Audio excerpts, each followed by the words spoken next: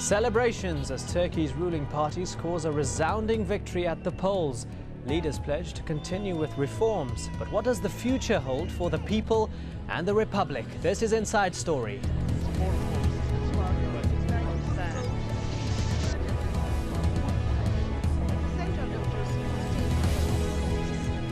Hello, I'm Imran Garda. The Prime Minister of Turkey says he'll work towards building national unity and fighting terrorism after his party swept to victory in the country's elections. Recep Tayyip Erdogan, who's a devout Muslim, has pledged to safeguard Turkey's secular traditions and says he'll do whatever's needed to fight separatist Kurdish rebels. There were celebrations on the streets as Erdogan's Justice and Development Party, or AK Party, was returned to power by an increased majority. Only two other secularist parties passed the 10% threshold to gain entry to parliament. A score of independents, mainly Kurdish, were also elected, the first in the assembly since the early 1990s. Turkey, mostly Muslim but with a fiercely secular constitution, has faced turmoil in recent months over its state-religion divide. Over a period of 52 years, there has been no party that has been able to stay in power as a ruling party by increasing their votes in the second-term elections. Well, despite the euphoria, Turkey now faces a series of significant challenges. Whether the president should be elected directly by the people or, as it is currently the case, by parliament remains a political hot potato. The ruling AK Party pushed through a constitutional amendment in May allowing for direct voting. But current President Ahmet Necdet Sezer vetoed the bill. This reflects the growing secular religious divide permeating Turkish society. The Turkish army, which sees itself as the guardian of the secular republic, will be closely watching the government's next moves, having intervened 4 times since 1980. Abroad, Turkey is seeking to join the European Union. Yet wavering support at home and outright opposition from some EU states, such as France and Austria, means it could face an uphill battle. Despite seeking EU membership for nearly 50 years, Ankara will have to wait another 10 years at least before joining. The Kurdish people present one of the thorniest issues facing Erdogan's premiership.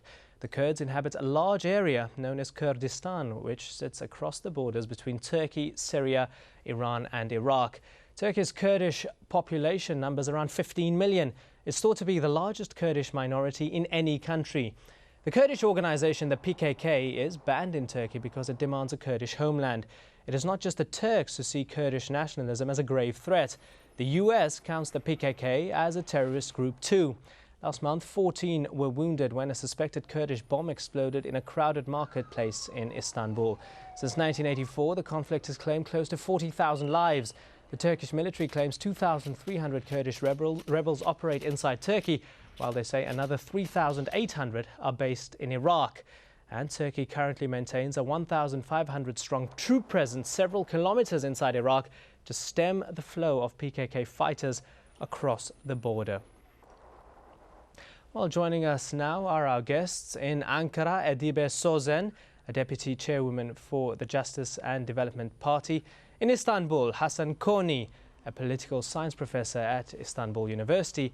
And in Brussels, Amanda Akçakoca, a columnist and a policy analyst at the European Policy Centre. Ms. Akçakoca, if I could start off with you first, ma'am. A resounding success for the AK Party, 47% of the total vote. What do you attribute that to? I think it's attributed to 2 main reasons. The first is the record of the AK Party since they came into power in 2002. I mean, they've managed to carry out reforms that no other government has previously done. The economy is in a better state than it has ever been, and this is clearly shown by the result of the electorate at the vote box. It's also because basically there is no real opposition in Turkey. I mean, the secular parties have spent so much time opposing the AK Party over the last 4 years. They really haven't been able to come with any alternative that would be, let's say, favourable to the majority of Turks. Ms. Sözen, do you agree that there isn't a viable alternative to your party? That's why you've had such success? We are really successful, and if we look at our experiment of the government, and we really, successful about social and political stability and also included economical stability. And that's why we are the one in Turkey, and we cannot compare with the other parties. Hasan Koni, do you believe that the CHP was too confrontational and negative in its campaigning, and that helped the campaigning of the AK party? Yes, I think so. CHP is representing the old elite, and they are not changing since 1960. No new ideas, no new projects. But the AKP came with new projects and democratization and stable economy. That's why they won.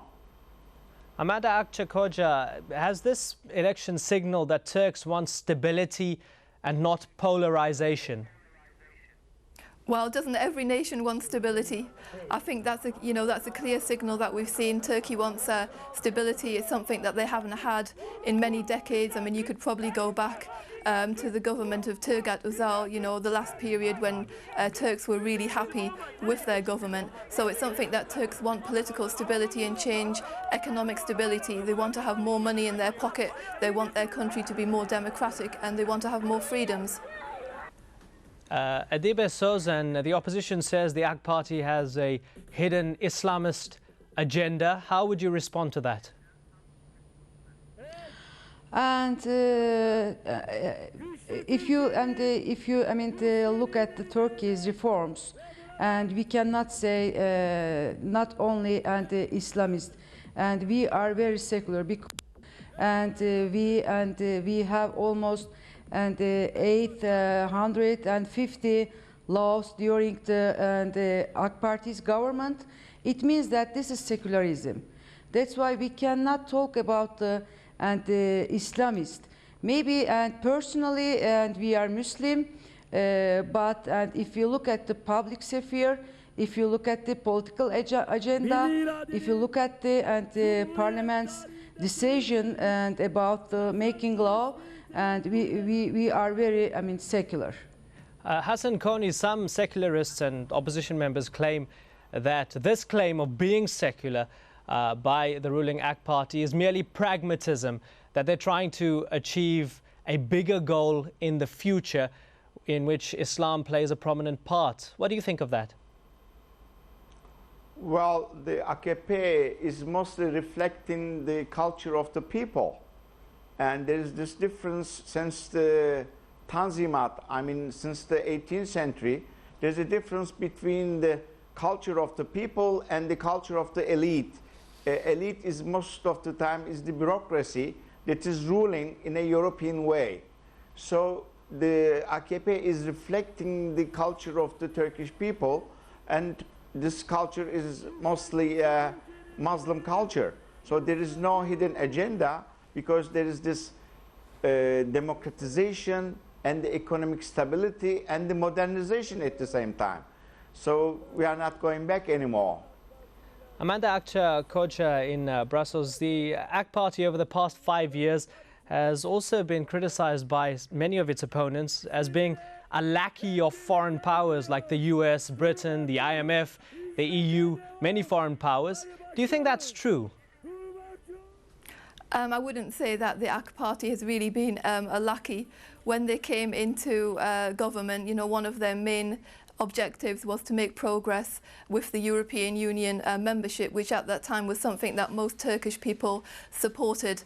Unfortunately, since then there have been difficulties in the relationship, which has been, interpreted by nationalists and others in Turkey as in a negative way. As regards the United States, I think the US policy vis-à-vis Iraq and generally in the Middle East has had a negative impact on the relationship. But I don't think Turkey in any way has really been a lackey to the United States. The fact that the Parliament refused the United States to use their border to get into northern Iraq, I think it was in 2003, is a clear sign of that. On the night of Sunday the 22nd, Ms. Adibe Sozan, Prime Minister Erdogan signalled EU membership as topping his agenda in his speech. Is that the main priority for the next 5 years? And yes, of course, I mean, for sure, and I can say, and we are gonna try, and we are gonna follow our debating process and with European Union, and it's our national and international policy, and we are looking that policy and from the multidimensional process. That's why, and we feel ourselves and European and culturally, socially, and also politically, and also economically, and that's why, and we are going to be a member of European Union. We are going to try for that process, and it's our long-term policy.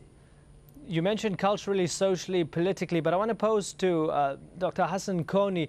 Many people in Europe don't see Turkey as culturally, socially, politically European, including Nicolas Sarkozy and Austria. They're not keen on Turkey joining the EU. Hassan Koni, with so many stumbling blocks to EU membership, do you think some Turks are thinking whether it's worth the hassle at all? I mean, this is a very lengthy process.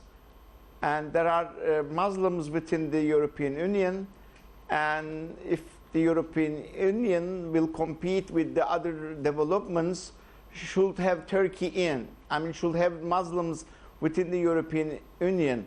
Otherwise, they will stay as a Christian unity, and this is not very helpful because Asia is flourishing. Now, 1.5 billion Chinese are flourishing, and Russians. There are new alliances, so Turkey and the Muslims are needed. All right, ladies and gentlemen, stay with us. When we come back, we'll talk more about which way ahead for Turkey. Just stay with us.